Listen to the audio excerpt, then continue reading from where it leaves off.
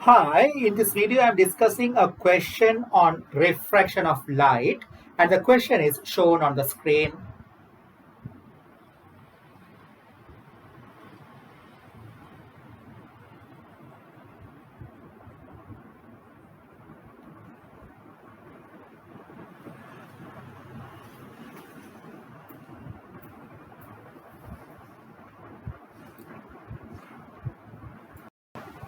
Okay, a glass cube of refractive index N1, that is absolute refractive index N1, is kept on a transparent liquid of refractive index N2, and a light ray is entering into the glass cube through the side of surface AD, and it is undergoing total internal reflection at the boundary of glass liquid on the surface DC. Then it's emerging into air through the side BC, which makes an angle theta with the normal to the surface BC.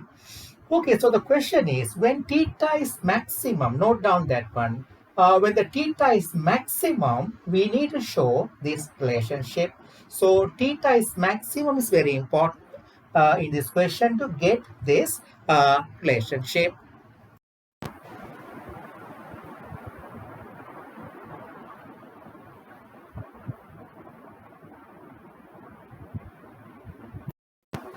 Okay, so I can consider the angle of incidence on this surface, on this boundary. I can consider that angle of incidence with this normal as I1. This angle, if I consider I1, so it is undergoing total inner reflection, means doing total inner reflection, it obeys the law of reflection. So angle of reflection also should be I1. So this also will be I1. And take this angle on the surface BC, the angle of incidence here, I2.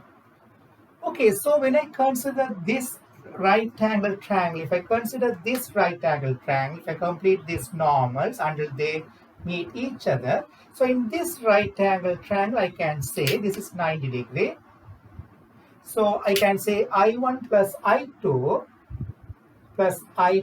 should be equal to 90 degree. Right.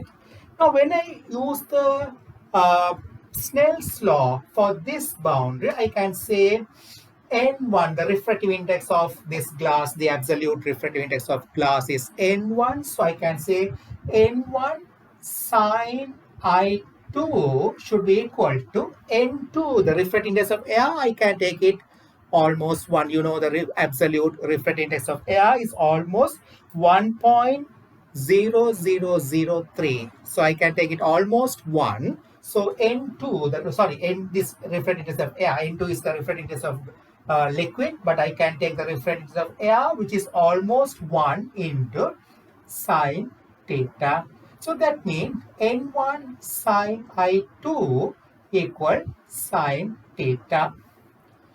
Okay, so here I ask you to note down the statement. When theta is maximum, we need to get that relationship. You can see that. Now, when theta increases, according to this relationship, N1 is constant. So, when theta increases, I2 also will increase. When I2 increases, what will happen? I1 will decrease. So, when I1 decreases, if the I1 decreases means if this angle is equal to this angle, if the I1 becomes smaller than or almost equal to critical angle of the boundary, then the light, if it is becomes smaller than critical angle, that means the light will never reach the boundary BC.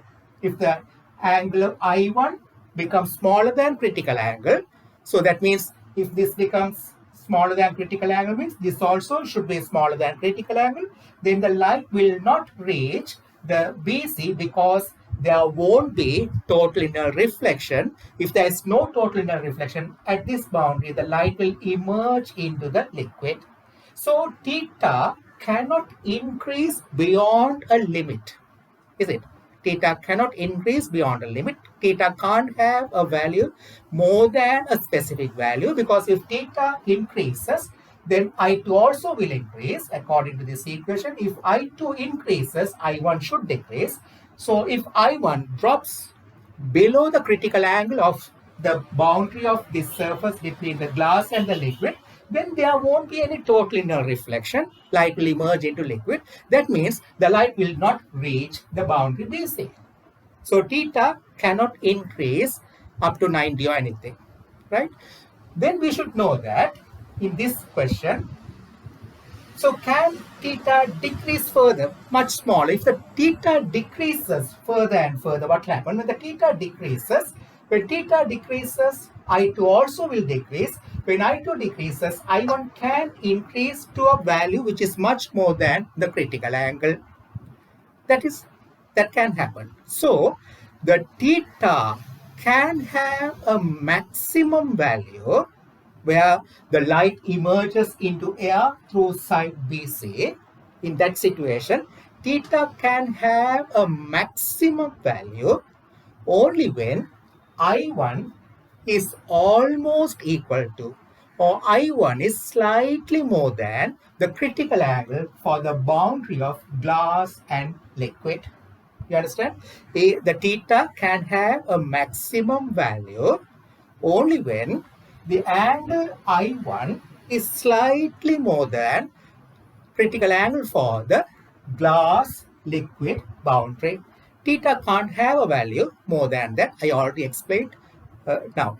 Because if the theta increases beyond that value, again I'm telling, I2 will increase according to this equation. If I2 increases, I1 will drop.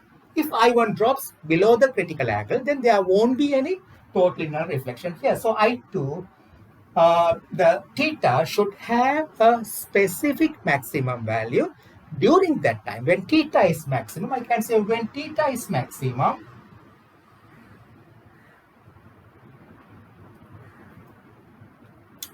I1 should be almost equal to critical angle for the boundary of glass and the liquid. It could be slightly more than critical angle. I can take it almost critical angle. So I'm going to use that idea. So I'm going to take that when I1 is equal to critical angle for the boundary, theta will have the maximum value. So that's the condition, or that's the principle. I'm going to use it to solve and get that relationship. Okay, so now I can say when theta is maximum, I1 is almost equal to C. So for the boundary,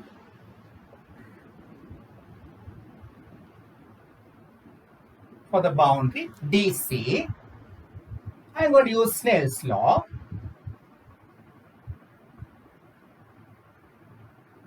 If I use it, N1 sine C, because I took it, I1 is almost equal to C to have theta maximum.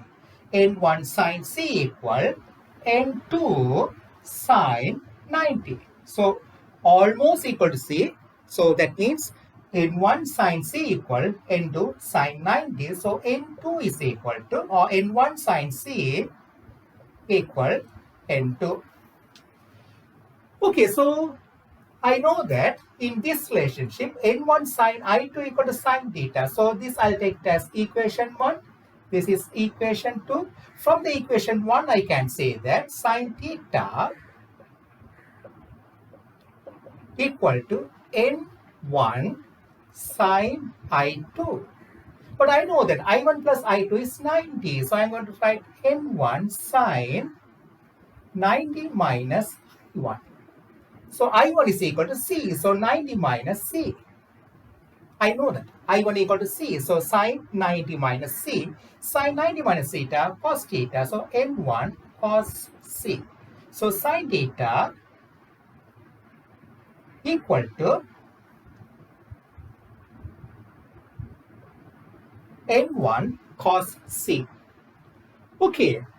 So now I can see that from this equation, I can see, I'm going to relate these two equations. So here I can say from equation 2, I can say N1 squared sine squared C is equal to N2 squared. That is sine squared C equal N2 squared over N1 squared. But I know that sine square theta is equal to 1 minus cos square theta. So therefore 1 minus cos squared C equal to N2 squared over n1 squared. Now from this, take cos squared c. I am continuing here.